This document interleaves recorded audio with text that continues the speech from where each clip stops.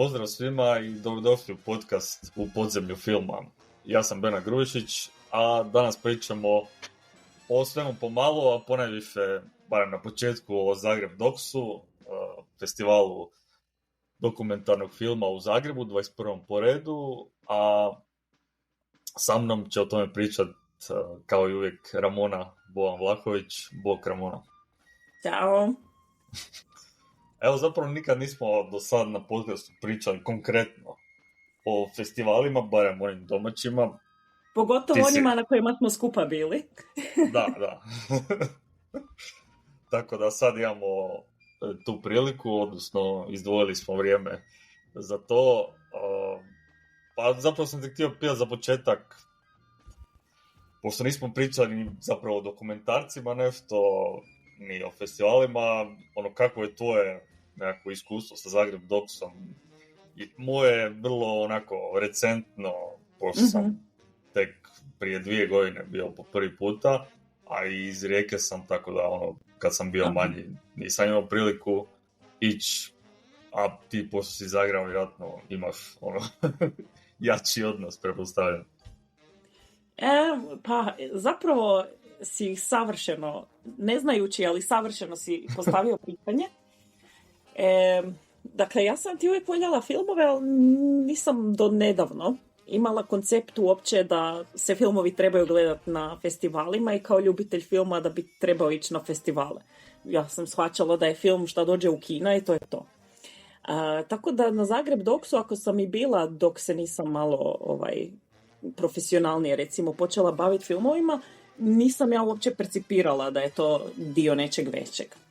A inače sa Zagreb Doksom imam, nazovimo to, najintimniju vezu, zato što kad sam počela svoj blog, kakav dobar film, tamo negdje 2021. ako se dobro sjećam, Zagreb Doks je prvi festival filma koji je meni odobrio pres iskaznicu. Čak i na moj taj mali, jadni, tada jadni blog, barem sam ja to tako percipirala i bila sam toliko počašćena, zapravo što su mi, što su kao vidjeli neki entuzijazam u tom amaterizmu prema profesionalizmu, da su mi dodijelili propusnicu. I znaš kak je to kad imaš svoju prvu pres propusnicu, pa to je, ne znam, pa da osvojiš na lutriji, to nije takva čast i ideš ujutro na pres, projekcije i sve to. Tako da je Zagreb Doks meni ostao u jako, jako živom i uvijek pozitivnom sjećanju, pogotovo zato što prije se nisam ništa posebno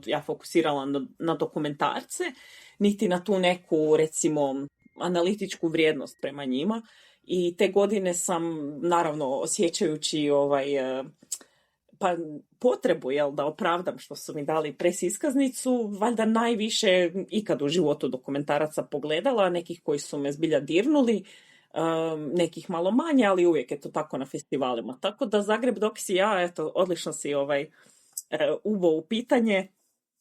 Imamo, dakle, bez Zagreb Doksa teoretski ne bi bilo ni kakav dobar film, jer to nam je bilo prvi pečat kao ne radiš nešto što ima smisla. Kužim, da. Evo, meni je zapravo ove godine prvi put da preko presa gledam filmove. Prije 2 godine sam bio tamo kao volonter i tako da nemam neko preveliko iskustvo Zagreb Doksa, ali uvijek i prije kad sam čuo za njega... behind the scenes kao volonter. Da, imam, da. Ali prije kad sam čuo nekako, ajmo reći da je Zagreb Doks nekakav dosta prestižan i festival u Hrvatskoj sa te strane dokumentarnog filma, jer malo je festivala kod nas koji se bave isključivo dokumentarnim filmom, a Doks, koliko ja pratim ovo zadnjih godina, se uvijek trudi stvarno nešto najbolje od dokumentaraca, barem do tad u sezoni, odnosno filmskoj godini, dovući ovdje. I tako da, nadam se da ću i sljedeće godine onda uspjevati dolaziti na bilo koji način. Ali, da, mislim, možemo krenuti malo popričati onda o ovogodišnjem izdanju.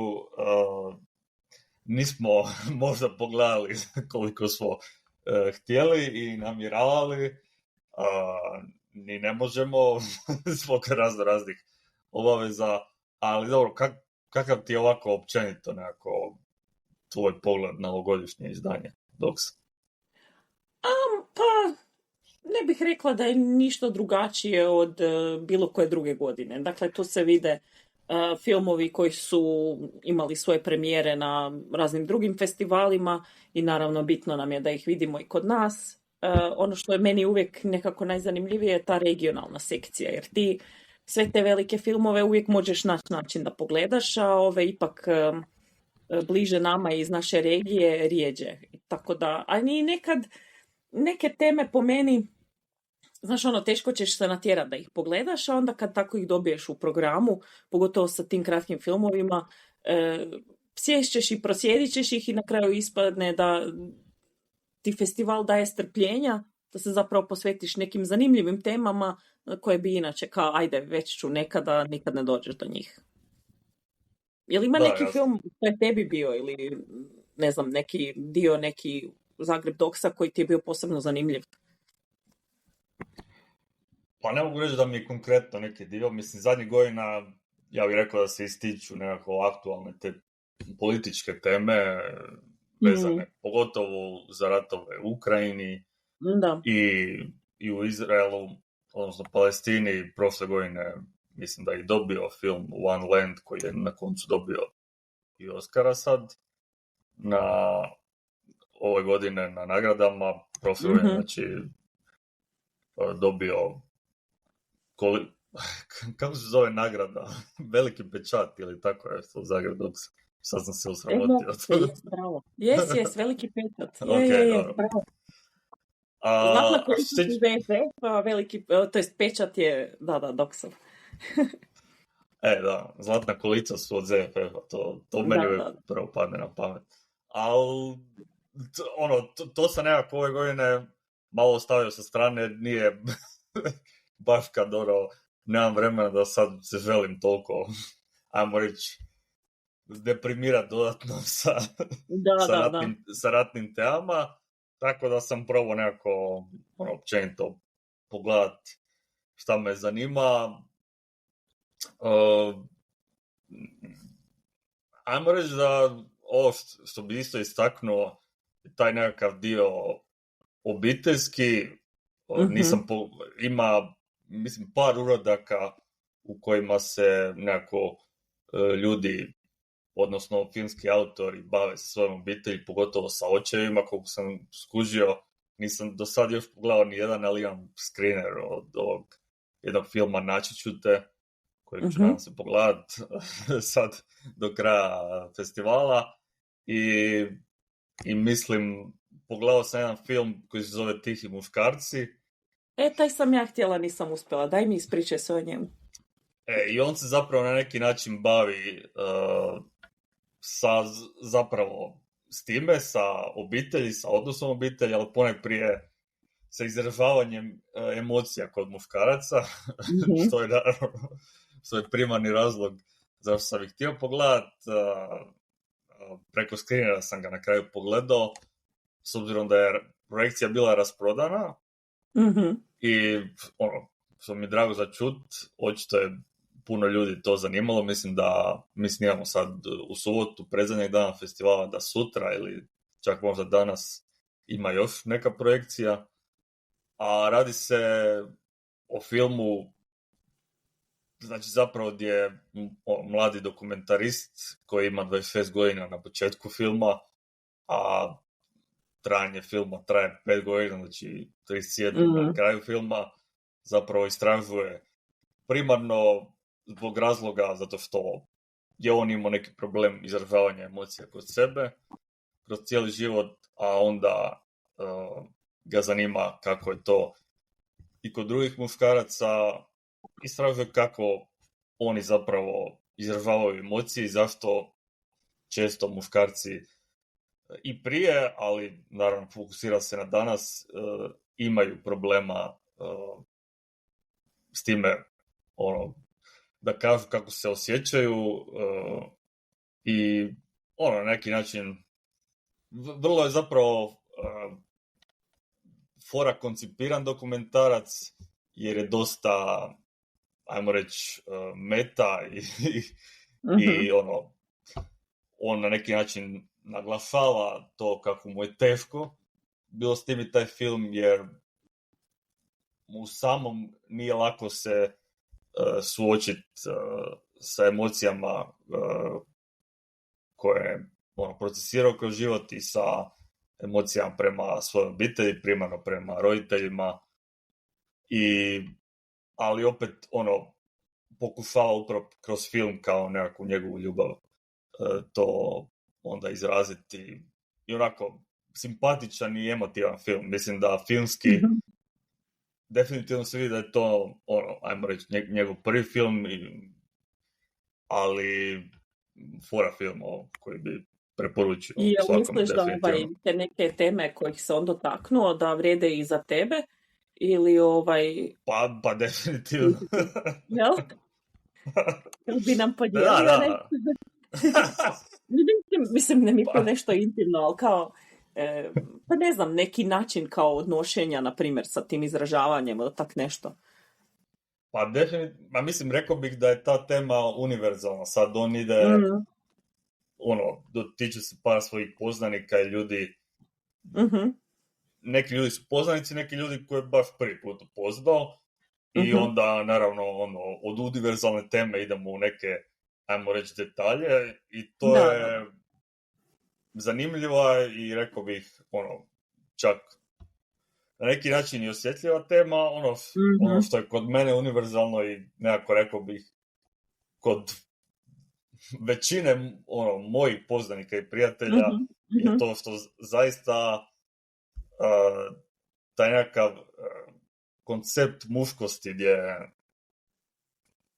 bi zapravo muškarci trebali biti trebali šutiti i raditi i zaboraviti na svoje probleme i nešto s čime se mi mladi, barem moje generacije, dosta suočavamo i razmišljamo o tome danas. Da. Jer mislim da je taj nekakva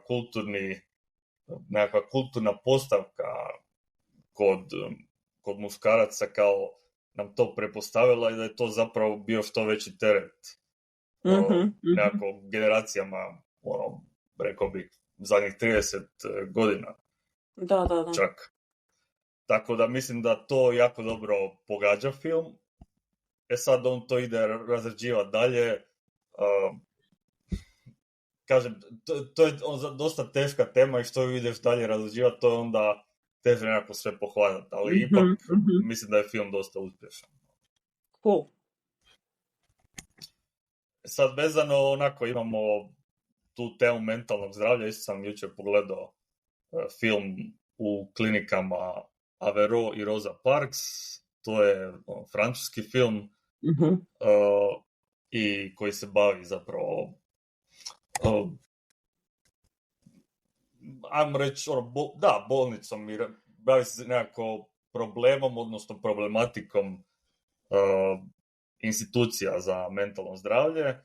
Inače, drugi film u nekakvoj trilogiji, triptiku filmova o mentalnom zdravlju za francuskog redatelja Nicolasa Philibera i prvi njegov film je Na brodu Adaman, a ne znam da li si čuo za taj film. Znam za njega, ali nisam gledao.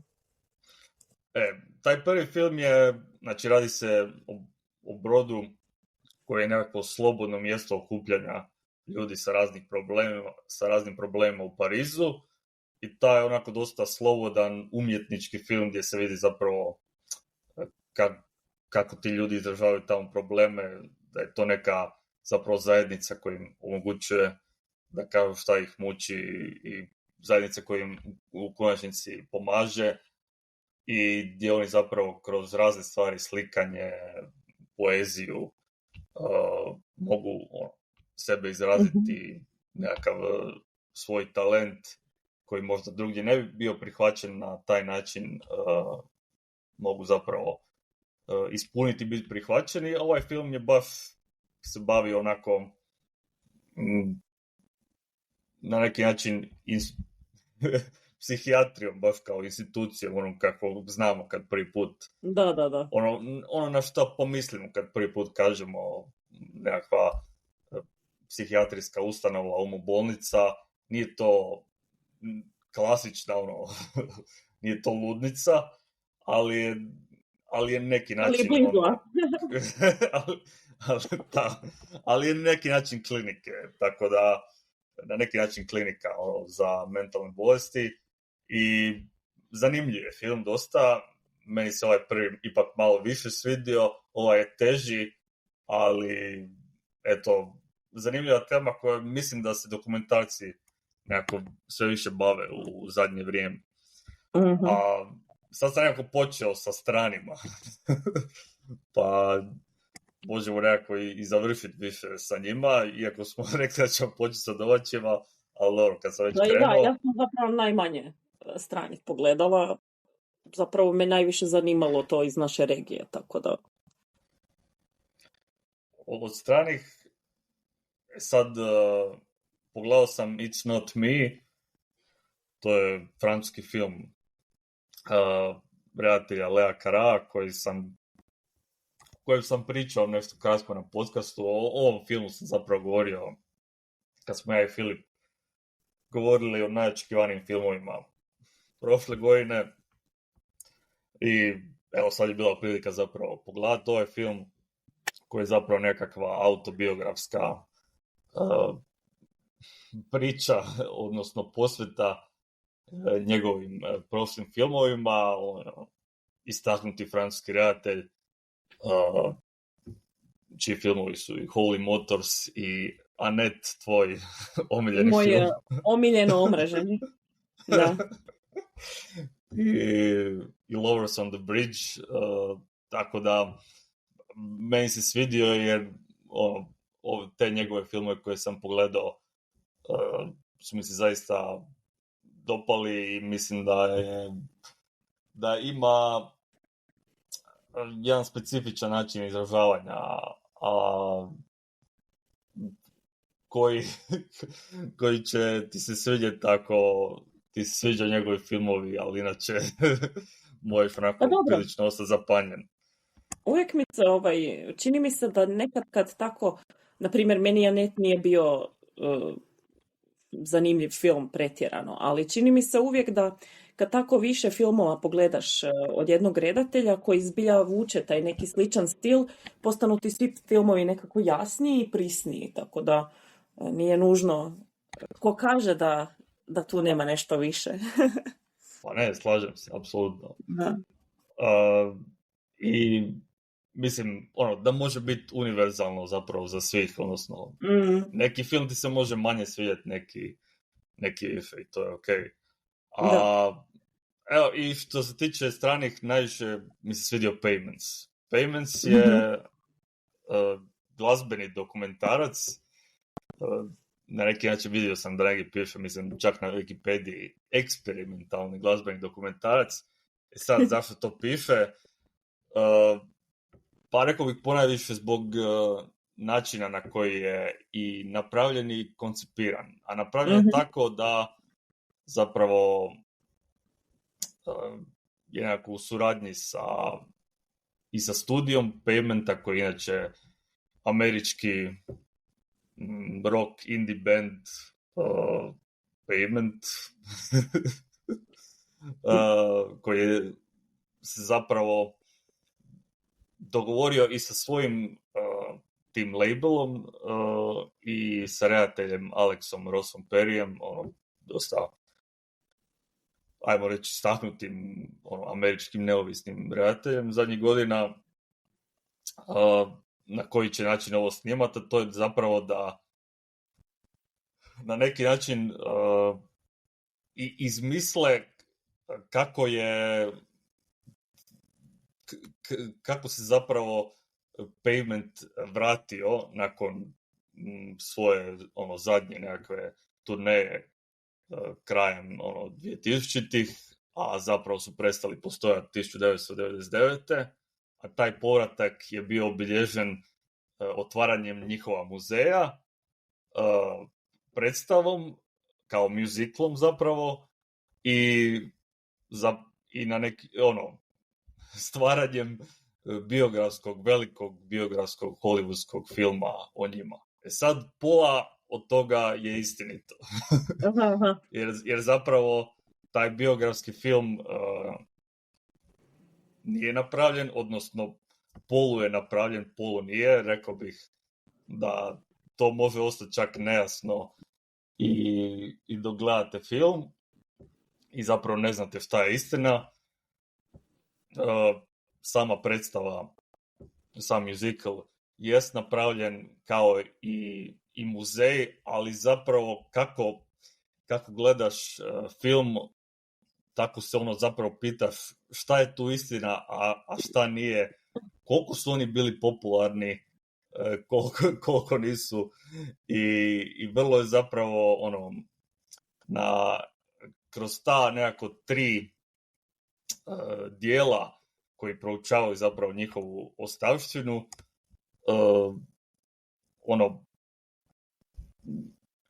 jako je zanimljivo za promatrat kako glazbeni bendovi se zapravo odnose prema sebi i kako ih javnost gleda. Jer oni su bili nekako bend koji je uvijek radio protiv sebe na neki način, odnosno protiv svoje popularnosti. Jednostavno nisu htjeli postati previše popularni i htjeli su nekako da budu taman u mainstreamu koliko im je odgovaralo zapravo da, ajmo reći, žive od muzike neko vrijeme, mada im primarno je bilo važno da stvaraju muziku, a ne toliko da zarađuju od nje. Tako da, teško ga je zapravo za opisati na neki način, jer da, sastoji se nekako od ta 3 dijela, odnosno plus još jednog, a to je njihova nova povratnička turneja, koja se zbilja dogodila 2022. I to je fakat istinito, dok sve ovo ostalo ti zapravo ostavlja na maštu, jer se film na neki način isprda s time kako se, ajmo reći, ostavština glazbenika komercijalizira danas, pogotovo preko filmova i ovih muzičkih biopikova kojih smo imali već hrpu i kojih ćemo imati. Tako da ja bi ga definitivno preporučio. Možda nije za sve, ali meni se dosta svidio. Tako da to je to od stranih i možemo polako na domaće, odnosno regionalne. Možemo se onda prebaciti prvo baš na film Najglasnija tišina, kojeg sam sad taman prije što smo počeli snimati podcast pogledao. Pa ti si gledala, ti imaš svoju perspektivu, pa možeš krenuti. Da, ali ja bi baš htjela prvo čuti tvoju perspektivu. Zato jer sam malo više ipak osobno povezana sa svim tim. Mislim, ne baš sad ne znam kako, ali baš me zanima ovako, dakle sa strane kad gledaš, kako gledaš na to? Pa, sad ne mogu reći da sam, mislim, dosta sam naravno čuo o prosvjedama u Srbiji i prošlih godina i sada, pogotovo od pada nastrešnice u Novom Sadu, ali ne mogu reći da sam išao nekako u srž samog problema, da sam nešto istraživao, ali što čujem iz medija i pogotovo i što radim u jednom mediju, naravno da čuješ dosta. I film mi se svidio, a nekako na pola, moram iskreno reći. Slažem se s tobom. Jer mislim da prikazuje naravno jedan vrlo mali isječak iz prosvjeda koji je zapravo taj isječak je na Novu godinu, odnosno doček Nove godine 2025. kada su svi zapravo svi studenti, svi prosvjednici u 3 najveća srpska grada, Beogradu, Nišu i Novom Sadu zasutili na 15 minuta. Mi pratimo sve iz perspektive prosvjednika u Novom Sadu. Mislim, ovo je teška tema za koju mislim da nije dobar dokumentarac kratkometražnog tipa. Uh-huh. I taman nekako kad budeš uvučen u temu, onda film staje. Da. A opet i u tom formatu, odnosno u tih 28 minuta koliko je, mislim da je taj početak neki od tih prvih 10-15 minuta gdje njih pratimo, da, kako ponajviše kroz jednog od glavnih nekako inicijatora, odnosno vođi prosvjeda u Novom Sadu, kako oni idu po opremu, kako se organiziraju. Nekako mi je tu falilo mesa da zaista ja dobijem dojam i poantu samog filma. Naravno da mi je jasno kroz tamošnje događaje što si htjelo reći, ali u samom filmu mi je nedostalo da imam zapravo šta zagovoriti o filmu. Da, slažem se s tobom. Teško je, kako bi rekla, osuditi ili kritičarski sagledat film kad znaš da je to jedna iznimno teška tema i da, dakle, ti ljudi dan danas još uvijek koji su izgubili svoje najbliže još uvijek pate i ko zna uopće kako se oni prema svemu tome odnose i onda onako sa strane vidjeti taj neki, mislim, taj film je vrijedan jer je, zapravo on je više kao reportaža meni. I to mi u njemu najviše smeta. Yes, i to nam je potrebno i pogotovo ako pogledamo u povijest kinematografije, dakle prije si vijesti jedino ikad mogao vidjeti u kinu i prije filma, tako da na neki način on ima tu svoju neku svrhu i vrijednost, makar bio samo svojevrsna reportaža. Hoće li taj film ostati zapamćen u analima kinematografije, sumnjam. Ali recimo, dakle ono što si rekao da imam ja veću poveznicu, ja zapravo imam dvije, to sam se sad kad si počeo pričati o filmu sjetila, a to je da sam ja bila student za vrijeme studentskih prosvjeda u Zagrebu na Filozofskom fakultetu, a znamo naravno da su, dakle, ti organizatori prosvjeda, mislim, uputili na neki način studente u Srbiji. I ja se sjećam tih prosvjeda koji, mislim, nadam se evo da bi u situaciji kao što je u Srbiji ipak bila više voljna, ali ja nisam bila nikako zainteresirana za nekako spavanje na fakultetu u to vrijeme, pogotovo na Filozofskom i nekako prosvjedovanje. Sad ne znam koliko me se doticalo, nije me se doticalo, na kraju su naši studenti zapravo izborili ono što su ih htjeli, što je bilo, jel tako, besplatno, magistarski studij je potpuno besplatan, jel tako? Da. To je bila, mislim, to su jedino uspjeli izboriti, ili sad sam već zaboravila točno što je sve bilo u igri. Moram priznati da sam tad bila grozan štrajkolomac i da me to uopće nije zanimalo, iako eto, mislim, ne mogu reći da ja nisam, kako bi rekla, ubrala plod svih tih nastojanja i tek nakon nekoliko godina sam više cijenila, znaš, to je baš veliki uspjeh. Pogotovo sad kad gledaš na ovu drugu stranu, zbog čega je to sve počelo, dakle, isto taj pad nadstrešnice što sam ti ispričala malo prije nego što smo počeli snimati, dakle, mislim, taj željeznički kolodvor je meni bitan zato što sam ja od tamo, pošto imam prijatelje u Novom Sadu, ja sam od tamo putovala na filmske festivale u Beograd i kad sam mislim, znaš, lakše ti je kad uspiješ zamisliti, to jest kad znaš točno kako nešto izgleda i kad vidiš što se dogodilo, puno te više nekako dirne. I onda kad su počeli ti studentski prosvjedi, mislim, bilo je jako zanimljivo i sjećajući se, dakle, uspjeha zagrebačkih prosvjednika, nazovimo to tako, ne znam, čak i film, dakle, da se vratimo natrag, jer ipak je to film, ne pričamo sad o događajima, ono, kao vijesti. Sam film Blokada, dakle, koji se snimao za vrijeme tih prosvjeda, ali mislim da on nije izašao odmah. Sad nisam 100% sigurna.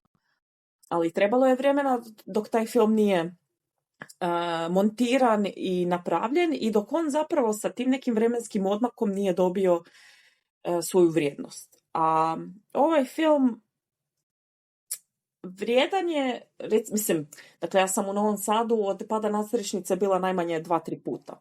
Tako da ja sam više upoznata s time kakav je dojam ljudi na sve to i zapravo kako ljudi zaista žive. Po nama nekad po naslovima u novinama se čini kao da je tamo isto kao i u Ukrajini, što nije. Tako da mislim da je vrijedniji taj film za nekoga tko nema toliko doticaja sa svime time i tko se ne može poistovjetiti, pogotovo možda čak i dalje od Hrvatske. Nego recimo, znaš, ipak mi si možemo zamisliti kako bi to bilo i znamo kako ljudi otprilike reagiraju i znamo kako je to kad te vlast, kako bi rekla uopće, pristojno, ali maltretira, recimo, da ne kažem neku drugu prostiju riječ. Tako da ne znam. Drago mi je da sam ga pogledala i to je jedan od onih koje sam najviše od svih htjela pogledat, a na kraju dana nedostajalo mi je najviše, čak bi rekla, emocionalne komponente. Nekog osjećaja. Zato što kad gledamo film, mi smo jedanput odmaknuti od svega. A ovi studenti su isto jedanput odmaknuti. I onda smo nekako svi kao da smo predaleko odmaknuti od prave srži te boli iz koje zapravo proizlaze sve te daljnje akcije. Pa da, ovo što si ti rekla, meni se to zapravo čini kao nekakva novinarska reportaža više i s te strane onda teško je kritizirati, jer kao reportaža je sasvim dobra, ono. Da, reportaža, da. A kao dokumentarni film na festivalu dokumentaraca, to je već onda sasvim druge perspektive to gledaš.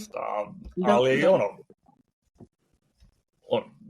mislim da je jedna vrijedna perspektiva, a sad filmski to je sasvim druga priča. Ali dobro. Taj film je bio na...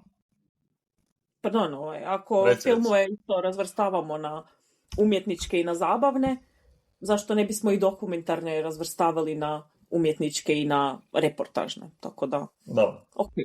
Da. A što se tiče otvaranja festivala, na njemu je bio taj film Najglasnija tišina, a bio je film Nebojše Sljepčevića Crveni tobogan. Nebojša je naravno sad, ajmo reći, postao najpoznatiji po svom kratkom filmu. Čovjek koji nije mogao šutjeti, koji još friški sa dodjele Oscara, je bio nominiran, čega smo se dotakli, naravno, prošli put kad smo pričali o Oscarima. Ovaj film je zapravo, naravno, nije sličan, je potpuno drugčija problematika u Beogradu i u Zagrebu. U Beogradu je naravno i drugčiji povod. Pad nadstrešnice je, nažalost, nastradalo više ljudi. Ovdje se radi zapravo o 2 slučaja gradnji crkve na mjestu parkova u Zagrebu. Prvi je bio u Travnom, ako se ne varam, gdje se na kraju izgradila crkva, a drugi je bio na Savici, gdje na kraju se nije uspjela izgraditi crkva, ponajviše zbog inicijative građana, odnosno stanovnika kvarta, koji su zapravo krenuli prosvjedovati protiv gradnje crkve i protiv zapravo narušavanja, odnosno uništavanja još jedne zelene površine u gradu. I to, ja bih rekao, još naravno drugčiji film od Čovjek koji nije mogao šutjeti, isto i po samom rodu, ali ponajviše bi rekao da je taj film vrijedan zbog toga što je nekakav portal u vrijeme. Jer isto je, na primjer, koji sa blokadom, što si rekla, film koji je napravljen s nekim odmakom i možemo vidjeti kako je to bilo nekad za vrijeme sad već preminulog gradonačelnika Bandića, kad koji su tu bili utjecaj i interesi zapravo da se izgradi prvo crkva na tom mjestu u Sejci, onda nekakav kako su ga nazvali, kokainski park ili plastični park.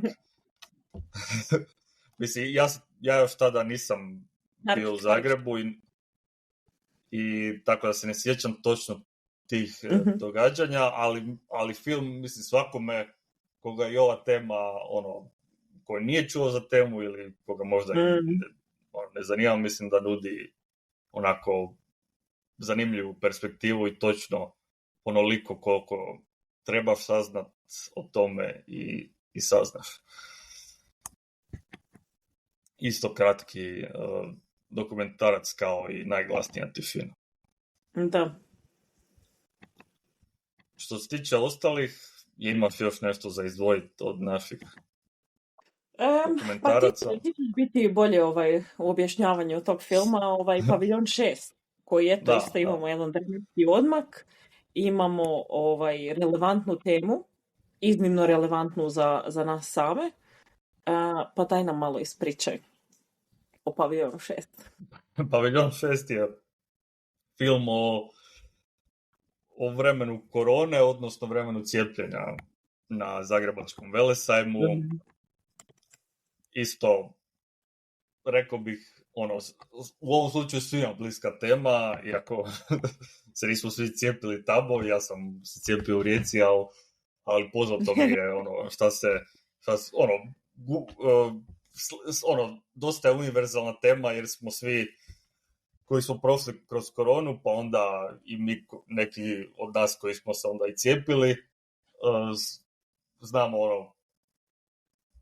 šta se sve govorilo tad u društvu, a i onda šta smo na neki način prošli u tom razdoblju korona putovnica, cijepljenja, nekako cijele te ajmo reći promocije cijepljenja i nekako to one potrebe da zapravo da završimo s time i svi smo jedva čekali da pandemija prođe i ovaj film je nekakav dosta dobar i duhovit, a opet jako human pogled na to samo kroz perspektivu nekoliko tjedana cijepljenja na Paviljonu 6 na Velesajmu i film promatra zapravo kroz različite ljude, različite, rekao bih, i društvene skupine i različita zanimanja, jer vidimo i doktore i medicinske sestre i bolničare kako pričaju o temi korone, temi cijepljenja i jedan isto, rekao bih, zanimljiv povratak u to vrijeme na kojeg se možemo sad dosta nasmijati, a tad možda nije bilo tako smiješno. Nije bilo tako smiješno, da. ali mislim da je jako vrijedan film upravo zbog toga što nije nikako politički vezan, niti ne zauzima nikakav stav, nego jednostavno ljudima koji su bili tamo na tom mjestu zapravo daje nekakvu platformu da kažu, da se izraze, da kažu svoje mišljenje, što onda danas predstavlja jedan artefakt vremena koji mislim da će vrijediti ono i u budućnosti, tako da Da. meni se dosta svidio. Nisam gledao, to je ono, inače naš dosta poznati dokumentarist Goran Dević, nisam gledao od njega druge dokumentarce, ali Nisam. Prema ovom filmu mi se dosta sviđa njegov način, tako da ću rado pogledati neke druge. Da. I... Tu otprilike završava moje iskustvo s Zagreb Doksom za ovu godinu. Pa da, to je to zapravo što sam aktivno reći. Pogledao sam, to je zbog poznanstva, sad imam priliku pogledati film i tako još jedna, koji se radi zapravo o slučaju koji je isto dosta aktualan. Je li to u onom nekom ubojstvu žene? Ne, zlostavljanja na Akademiji dramskih umjetnosti. Da. Daj nam ispričaj o tome. Nisam stigla taj pogledati. Da, zapravo se radi o slučaju Vide Skerk, koja je jedna od glavnih pokretačica prosvjeda protiv same akademije i profesora Prohića, ako se ne varam, a i ona sama je doživjela nekakav slučaj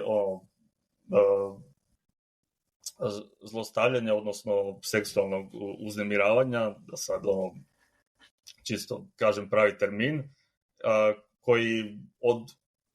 koji se dogodio ne od profesora Prohića, nego od nekog neimenovanog aktera, odnosno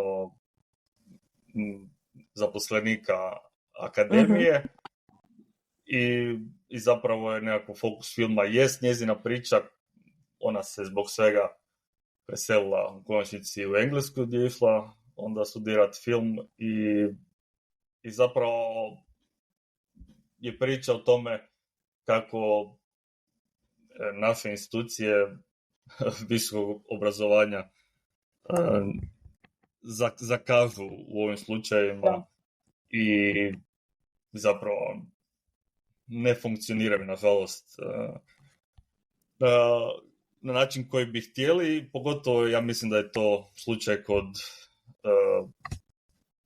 kod umjetničkih fakulteta. Čuo sam i ja razne priče i sam sam ne bih rekao da sam dobro upućen u ovu tematiku što se tiče Akademije danske umjetnosti, ali znam neke druge stvari i mislim da se već puno prije ljudima, profesorima i svima zaposlenima na tim faksima puno previše dopuštalo i nažalost i u tim granama umjetnosti znamo i kroz univerzalne priče od Hollywooda pa tako dalje, ljudima koji imaju utjecaj se zaista dopuštalo previše i odnosno ignoriralo ih se. Mislim, u konačnici mi smo prošle godine dobili, ajmo reći, taj prvi Me Too slučaj u Hrvatskoj što se tiče redatelja Dalibora Matanića. A možda će to, možda nekome ide na živce već taj, ajmo reći, nekakva ta woke kultura i sve to. Da. Tu ima puno raznih faktora i dijelova toga koji se mogu analizirati, što je treba imati potpuno drugi podcast sad, samo što se tiče filma, a kamoli još ne sve ostalo, ali mislim da što se tiče ovog filma da je nekakav vrijedan, a isto bih rekao da je vrijedan film jer skreće pozornost na tu temu. I to je to što imam za reći. Pa dobro. Iduće godine ćemo bolje, ali tako? Ali da, eto, rezimirali nekako jesmo Zagreb Docs, tako da mislim da ja sam sve skupa, ono, s ovim što sam pogledao, u konačnici zadovoljan, ono, nije baš bilo filmova koji su me totalno oduševili, ali evo, Payments i Pavilion Fest su bili baš filmovi koji su mi se dosta svidjeli. Tako da, vjerujem da će se i tebi barem Pavilion Fest. Pa ono što sam pogledala do sad mi je bilo super i jako mi se svidjelo. Ali moram dovršiti. Pa ćete o tome svemu moći čitati u mojim kritikama. Da, ništa, onda možemo prijeći na jedan film, hrvatski također domaći film. Pa smo danas ipak usmjereni na domaću kinematografiju, koju smo jedan i drugi pogledali, a to je Zečji nasip. Redateljice Černić Čanak. Dosta onako zanimljivo, ono, teško ime za izgovoriti, to mi podsjeća, ono, išli smo na Čevapčiće i kako ono ide ona. Da, ona je jezična zagonetka. O tome, o njezinom imenu, kad sam pisala ovu recenziju za Filmoskop, i onda kao dobila ime Cheyenne, zato što su njezini roditelji valjda voljeli westerne. Aha. I slučajno je imala, dakle, tvrdo Č u svojem prezimenu. I kaže da sam tražila, ne bi nikad našla muža koji isto ima tvrdo Č u prezimenu, a znam da je našla muža sa tvrdim Č u prezimenu. Onda mi je to bilo tako slatko, iako na početku mi je bilo kako je to uopće ime. Znaš, ono, baš neko umjetničko, kao šta. I kad sam pročitala, toliko mi je bilo slatko da kao ono, bravo, evo, 3 Č. Ali da, mislim da je ovo njezin drugi film, da je prvi film Uzbuna na zelenom vrhu bio. Tako je. Moj film prema romanu Ivana Kušana. Da. Nisam gledao taj film. Neki najuspjeliji film prema, kao u toj četverologiji Koko u Parizu, to je Koko, nije uvijek u Parizu, jel? Ali nisam, pošto je to film ipak za djecu i tineđere, nisam se, ne znam ni koje godine, to je bome bilo već prve godine prošlo od tog filma, zar ne? Mislim da, negdje 2018, 2019. Da, nisam ja gledao. Možda sam na televiziji uhvatio Koliko i duhovi, onaj prvi dio kad je bio. Da, taj nije baš te knjige sam čitao sve kad sam bio manji, ali filmovi su mi promakli. Da. Ali ajmo o Zečjem nasipu. Da. Neki su rekli da je to prvi hrvatski gay film. Je li to uopće istina? Mislim da ako se ne računaju Fine mrtve djevojke, da, ali ima pod nekim uvjetima. Tipa prvi koji se, kako bi rekla, u prvom planu time bavi i gdje je to kao glavna priča. Mislim da bi prvi dugometražni, jer ima i neki kratkometražni, čiji sam ime sad zaboravila. Mislim da isto ovogodišnji koji to uzima, mislim, koji gej ljubav, nazovimo to tako, stavlja u prvi plan. Da, jer radi se, znači, zapravo o nekom, radnje je smješteno u nekom selu u Slavoniji, ako se ne varam, ili jesi dobila dojam? Ali je li u Slavoniji? Jer ja sam, dakle, pazila da vidim i vidjela sam tablice Karlovca. Dakle, onda je Karlova, nisam dobro skužio. Ni meni nije bilo jasno točno gdje i baš zato sam kao pazila kad sam vidjela da su stalno u auti, to jest u nekom trenu su onoj radionici automehaničarskoj, i onda sam posebno pazila i vidjela iako mi se to nije uklapalo u moju percepciju mjesta radnje, i mislim postoji mogućnost da je to samo produkcijska neka greška i da nije bila namjera da je film tamo smješten. Da, ne znam točno. Ali... Zašto si ti pomislio da je Slavonija? Pa neki način najviše poplave vežem uz taj dio i Zečji nasip, pa može biti sasvim da je Banovina i dio oko. Da, može biti Banovina ili Karlovac, može biti u konačnici Podravina. Tako sam nekako prepostavio, nekako sam taj dojam dobio. Moj doprinos ovoj raspravi je da sam uočila karlovačke tablice. Ali mislim, radi se, radnja je smještena u vrijeme poplave i zato se zove i Zečji nasip koji se gradi, ali u centru priče je ljubavna priča između dvojice tinejdžera. Jedan je nešto stariji, rekao bih oko 20 godina, drugi je maturant, ako sam to dobro shvatio. Jedan se vraća iz Berlina, a drugi završava školu u tom mjestu i onda kako film ide dalje, tako saznamo da su njih dvoje bili romantično povezani u prošlosti. Sad da ne idemo onda u detalje samog filma kasnije. Kako ti se svidio uopće? Pa ja sam na Zečji nasip išla po nalogu, kako bih napisala recenziju za Filmoskop, i prije toga, pošto sam gledala Frku u kinu, je išao Foršpan za Zečji nasip.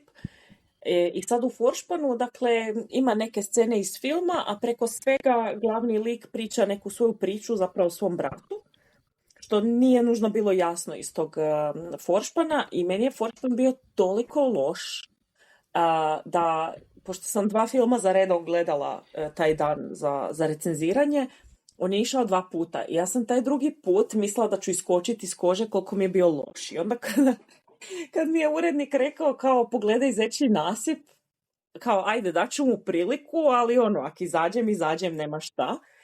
I film me toliko ugodno iznenadio, toliko oduševio, toliko sam bila zadovoljna sa izvedbom, sa mjestom radnje, čak i sa tim razvojem te njihove ljubavne priče, koja možda malo prekasno u filmu se pojavljuje, ali svejedno. Dakle, nema aspekta koji je loš, osim možda pogotovo lika mame od tog glavnog koji se ne zove Marko, ili se zove Marko, a ne zove se Ivan. Kako se zove glavni lik? Ne sjećaš se? Znam da je ovaj drugi Slaven, zato si ti mislila da to je Slavonije. Može ovaj da, drugi je Slaven, jer sam ja tako ne mogu sjetiti. Ili Marko ili Ivan se zove glavni lik. Znam da je glumac Lav, toliko znam. Jedan od nas bi trebao to provjeriti, a ja pogledam. Da, ja provjeravam sad upravo. Aha, ajde, please. Jedino lik njegove mame zapravo, dakle od Marka. Ili je od Marka? Je, Marko, da. Okay. Marko. Dakle, jedino je Markova mama možda, ali doći ćemo do toga kad ćemo raspravljati do kraja. Ona je jedino možda, kao i njegova djevojka na kraju, stereotipizirana samo u svrhu radnje. Ali sve ostalo, čak i te neke reakcije oca i to sve su mi bile fantastične, i jedino što mi je možda ostalo nedorečeno u cijelom filmu je u kojem to mjestu u Hrvatskoj postoji treniranje za obaranje ruku i onda natjecanje također u tome. To je jedino, mislim, zašto baš sport obaranja ruku? Možda si nešto pročitao o tome, ja ne znam, ali evo, dakle, cijeli film je fantastičan, ima tih nekih kao začudnih trenutaka šta se sad tu događa, ali osim toga, sigurno 4 može biti nategnuta i 5. Apsolutno. Slažeš li s mojim dojmom? Ne baš, nažalost. Ne sviđa ti se film? Ne, ali... Da, ne mogu reći da mi se sviđa, nažalost. Iako je bilo dijelova koji su mi se sviđali, ali... Ne vjerujem, sve hoću čuti, sve mi reci. Ali bilo je previše dijelova koji mi se... Svidjela mi se sredina, a zapravo nije mi se svidio početak i kraj. Ovo što si ti rekla, previše vremena film troši da nam zapravo uvede u ljubavnu priču, odnosno ono s čime se film u konačnici najviše bavi. Sami likovi, ja bih rekao da nisu dovoljno razrađeni do kraja, iako možda film nekako nije fokusiran na to, ali opet dobio sam dojam da ne znam na šta se film nekako najviše trudi fokusira. Da li je to nekako prihvaćenost homoseksualnosti, gej ljubavi u Hrvatskoj, ili možda baš nekako u ruralnoj sredini Hrvatske, da li je to baš nekakva priča o otkrivanju seksualnosti u toj nekoj tineđerskoj dobi, da li u konačnici samo priča o ovim likovima Slavena i Marka i nekakvoj njihovoj nemogućnosti ljubavi u okolnostima u kojima jesu. Za mene su, kao što sam rekao, likovi bili premalo razrađeni da bi mi onda to bilo u fokusu. I vidio sam nekakav veliki potencijal zapravo u filmu. I mislim da je redateljica dosta... koji meni nije ispunjen, da, do kraja. Najviše mrzim filmove gdje mislim da nije ispunjen potencijal, tako da razumijem te ako ti se ne sviđa. Da. Ali mislim... to mi je gore od lošeg filma. kad nisi ispunili potencijal. Zbog toga sam na neki način malo ostao frustriran nakon filma. Ali koje specifično bi rekao stvari koje ti nisu, ne znam, bile odgovorene? Ok, rekao si možda likovi nisu kao bili dovoljno jako ili dovoljno specifično karakterizirani. Šta bi još rekao baš da ti se nikako nije uklapalo ili... Pa ovo što ti rekla što se tiče roditelja je jedna od stvari gdje zapravo dobijemo nekakav dojam da je obitelj koja je konzervativna, tu ova obitelj od Marka, koja je, sad ćemo ući u spoilere neki način, ali dobro. Da. Da, ali čisto da, ako je go sluša da zna, koja je zapravo prisilila obitelj od Slavena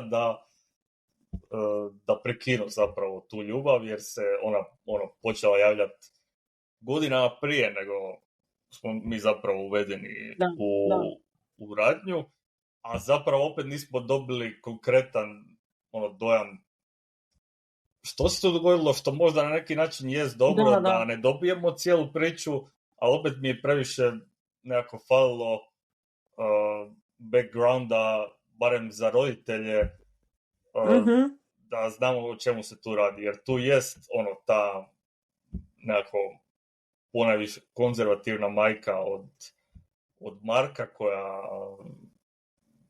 za koju se vidimo da joj nije drago ako joj je sin. Mislim da smijao sam se jer postoji vrlo jedan komičan line delivery koji moram spomenuti. Nisam te rodila da budeš peder, mislim, to je bilo... Zar mi je to hvala? Zaboravio si drugi dio. Pa gledaj, čim ti je to ostalo toliko u pamćenju, očito će to biti jedna od ovih, kako se zove, doskočica koje ćemo koristiti još godinama, meni se čini. Da, je ostalo, ali da li je to imalo komičan smisao, da li se htjelo postići komično nešto s time ili dramatično, ne znam. Ne bi rekao baš da je bilo napravljeno s komičnim smislom. Ali i onda imamo tu lik koji glumi Filip Šovagović, koji je njegov otac, čiji isto nekako stav ne možeš totalno proniknuti. Da. Imaš taj dio obaranja ruku, koji je čak Meni je taj sport najnerazumljiviji. Kakav je to uopće sport? Kako imaš natjecanje u obaranju ruku? Ja ne razumijem. Kak tebe tvoj tata trenira da ti budeš najbolji sportaš u obaranju ruku? S čemu mi pričamo to? Ali to je čak sport. Tako da je ovaj Twilight Zone ispao iz toga. Ali to je čak... Oni obaraju ruke. To je čak sport koji je onako... čak ima neku rastuću popularnost kod nas. Ma lažeš, di to? Pa znam, zato što radim u sportskoj redakciji. I kako se U to igra? Hrvatskoj. Ima neka pravila. Kako za to treniraš? Di se okupljaš na tim natjecanjima? Imamo mi, ja mislim, svjetskog prvaka, mislim, želim sad, da, imamo svjetskog prvaka u baranju ruku, Ne mogu vjerovati. nisam To ono moram to istražiti. Ovo je... 5% sam siguran, ali da, evo sad sam provjerio Rino Mašić, on je svjetski prvak u teškoj kategoriji. U baranju ruku, ima 20 godina I i gdje se organiziralo Gospića. to svjetsko natjecanje, molim te mi reći. Ne mogu. Dakle, sad Gdje se organiziralo, baš da pogledam. Treber u meni sad želi znati sve informacije o ovom sportu. U Saudijskoj Arabiji. Halo. Dobro, vratimo se na film. Moje isprike mogla bi... To se bi mogla sad cijeli podcast o paranju ruku. Ja bi provela intervju, a ti bi jadan googlao. Uglavnom, da, mislim, to je malo jedan bizaran dio, ali opet kužiš i taj dio. Je bizaran. Pa ne, mislim, skužio sam da je to na neki način, da se vratimo na dokumentarac, od prije, način da se njega pokušava usmjeriti prema nekoj muškoj aktivnosti, nešto, što je jako mačo i da on bude snažan i da se bavi time i da ne bude gej, očito, jer to već znaju da je od prije, odnosno odnosno to ipak je biti odbiljan film, ali eto, da, ipak ima previše humornih elemenata. Odnosno, da je biseksualan, ili šta već je, jer on ima curu u vremenu kada u uvodu filma, odnosno u tom trenutku koji nas film uvodi. I malo je sve, to sam baš prekomentirao sa curom poslije, da je film previše jako htio. Napomenuti. Pa čuj, to nije garancija da nisam. To smo vidjeli u ovom filmu.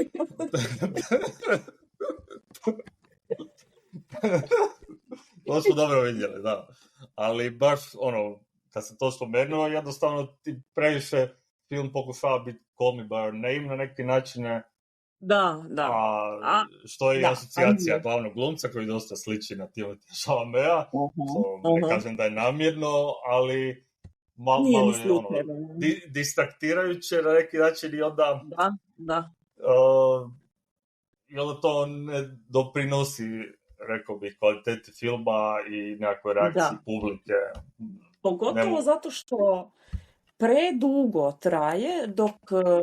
Dakle, Slaven i Marko ne završe u seksualnom klinču, o kojem također možemo možda malo prokomentirati, jer je bio iznenađujuće eksplicitan ne bih to očekivala u hrvatskom filmu, po meni je bilo dovoljno dobro i iznimno slično Call Me By Your Name, tom nekom, kako bi rekla, elektricitetu koji se pokušava izazvati ne nužno samo eksplicitnošću, jel? Ali ja mislim da do negdje sigurno prvih sat vremena filma, možda malo manje, 40 minuta, uopće ništa se ne događa. Dakle, mi jedino vidimo Marka i to mi je okej. Mislim, nije mi ružno boraviti u njegovom svijetu, ali kad dođemo do toga da priča počne, ona brzo počne i brzo završi i to je ono što je meni bilo kao nezadovoljavajuće. Dakle, sve je okej, jako je lijepo upoznava taj svijet, to selo na kojem on živi, to da se njegov tata bavi autima, da će se on time baviti. Prekrasno je istraživati odnos između njega i te djevojke. Sad sam već zaboravila kako se Lana ili Sara zove Petra. U filmu. Petra. Dobro. Dakle, njega i njegove djevojke Petre. Pogotovo zato što ta glumica, baš je... Svi zapravo ti mladi glumci su toliko prirodni, barem meni su njihove izvedbe bile prekrasne i uvjerljive i potpuno kako bi rekla, bez puno truda se čini kao da su to izvali.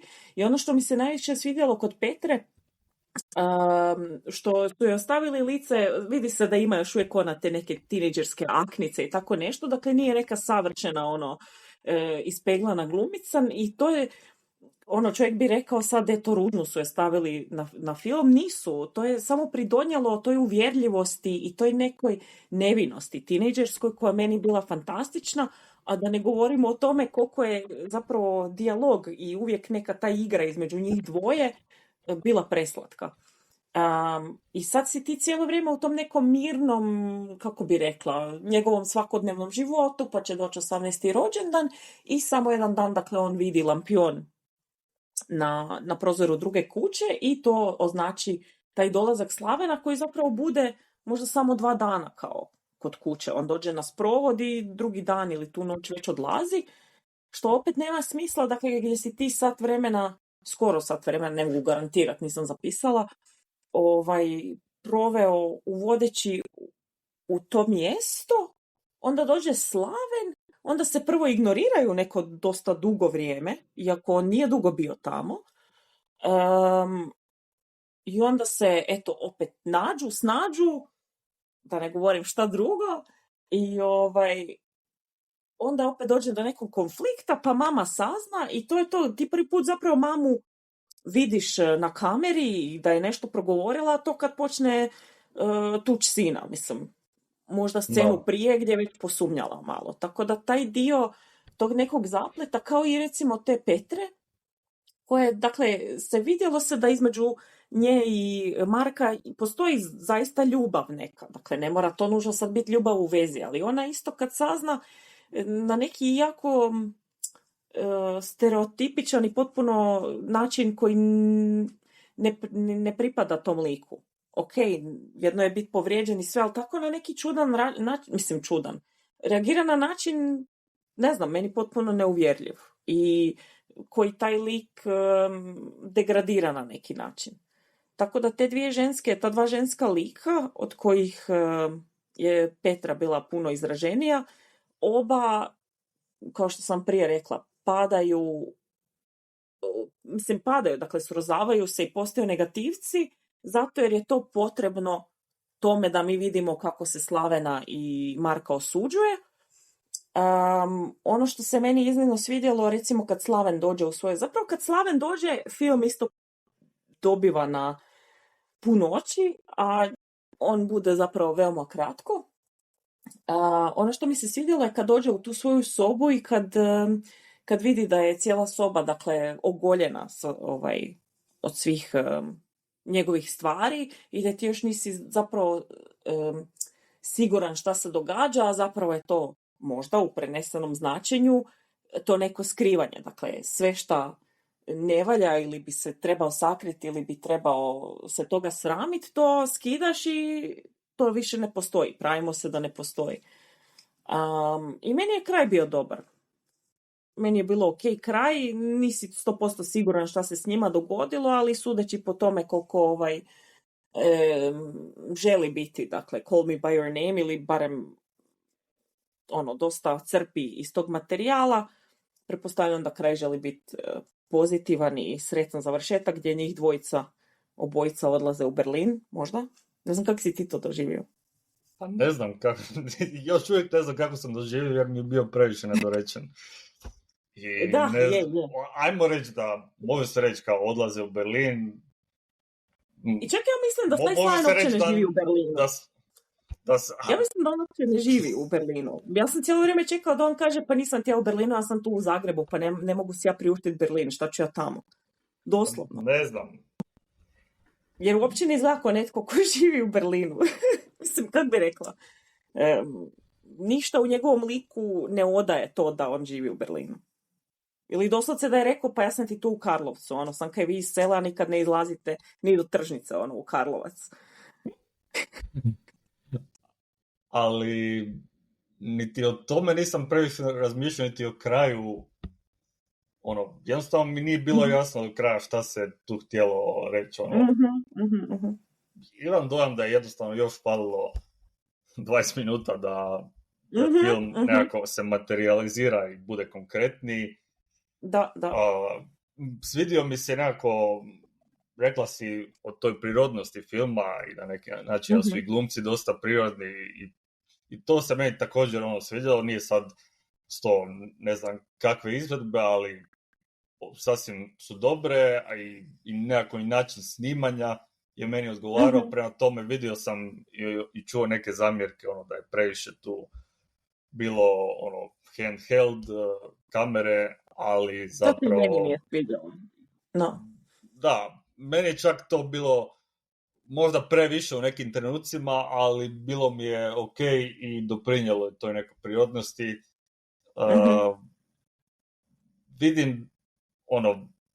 Vidim da ima neki i vizualno neku viziju i scenaristički redateljica, ali opet mi je tu nešto falilo da mi se film baš ali da svidi. te pitam, Dakle, film se zove Zečji nasip, oni pola filma grade Zečji nasip i pola filma čuješ na vijestima kako dolazi velika poplava i nevrijeme.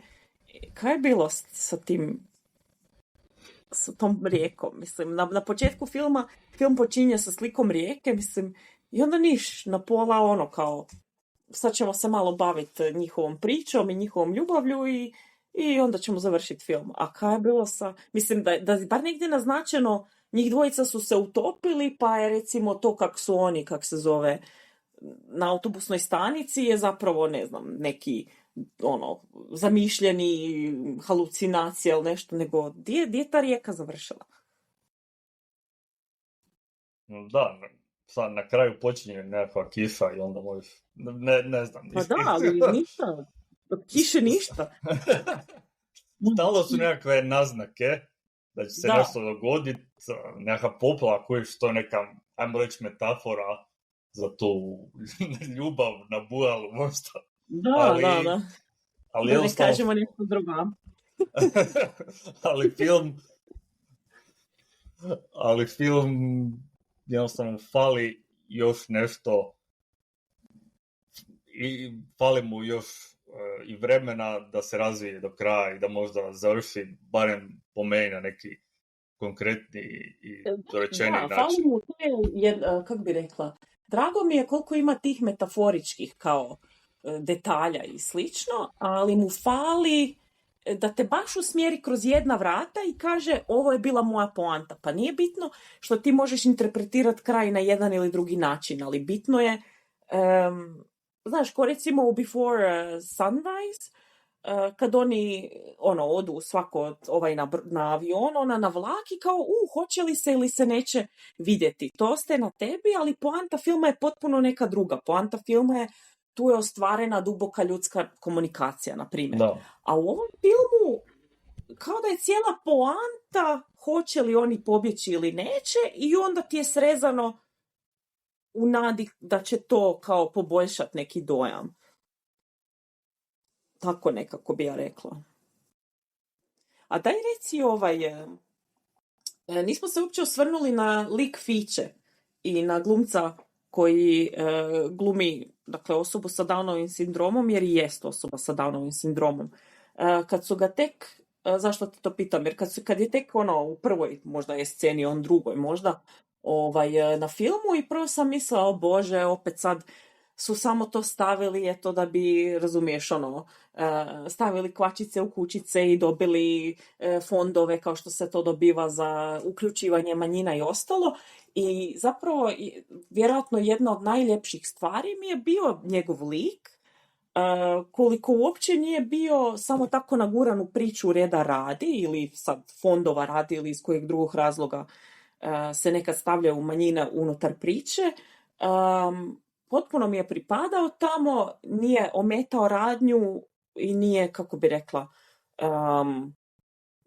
nije izgledao kao da ne pripada u radnju, i naravno njegov lik je isto vjerojatno bitan dio toga što ta mama je toliko ljuta, jel, na svog sina, kao njezinim riječima, jer je peder, jer kad razmisliš, ona zapravo ima 2 sina koja nisu ispunila svoj muški potencijal. I iz tog razloga, ne znam kak je tebi bio dojam lika Fiće. Meni je stvarno bio toliko korektno i sa poštovanjem napravljen, jako mi se svidjelo.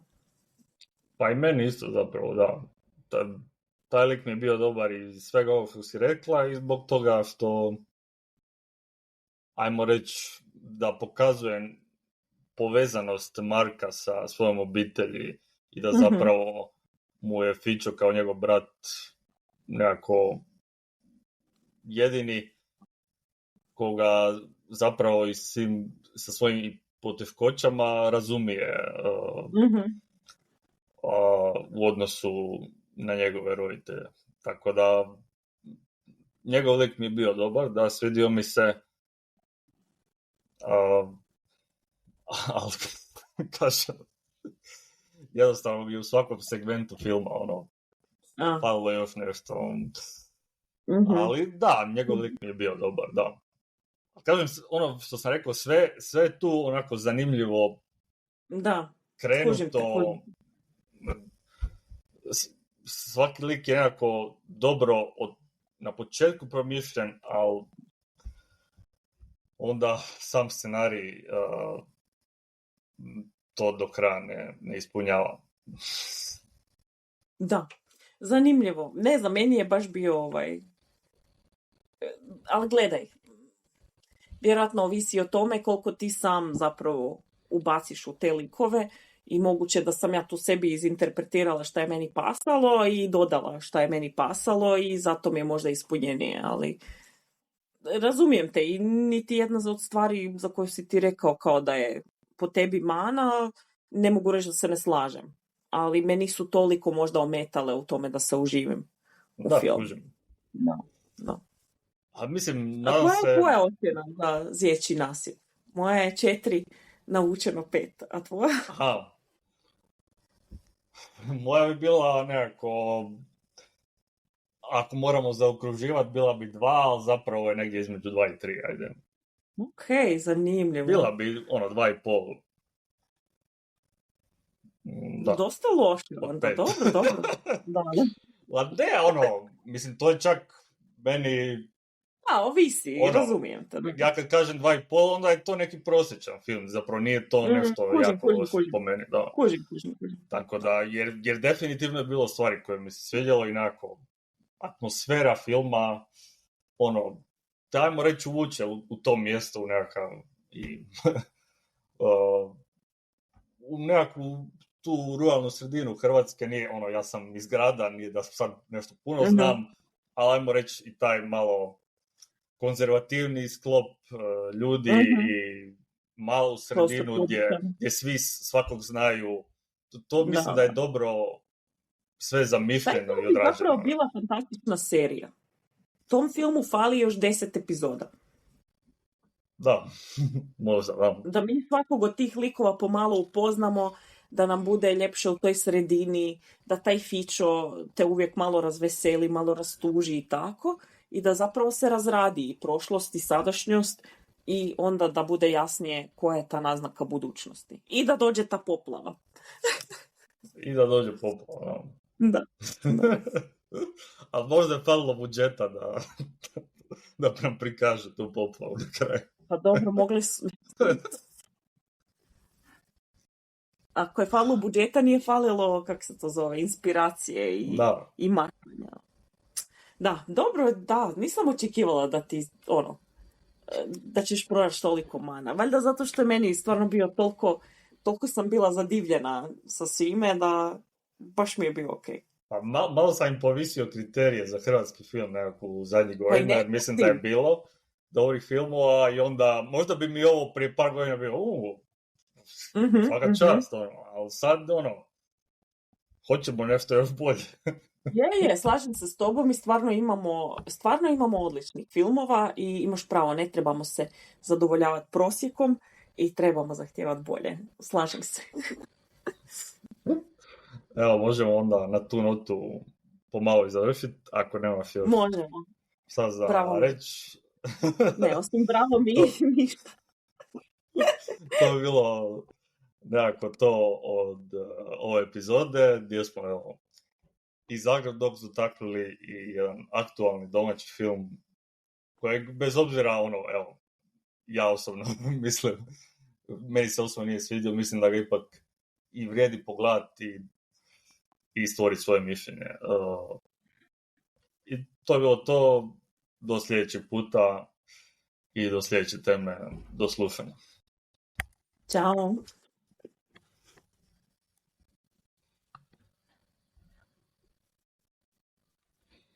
Dobro.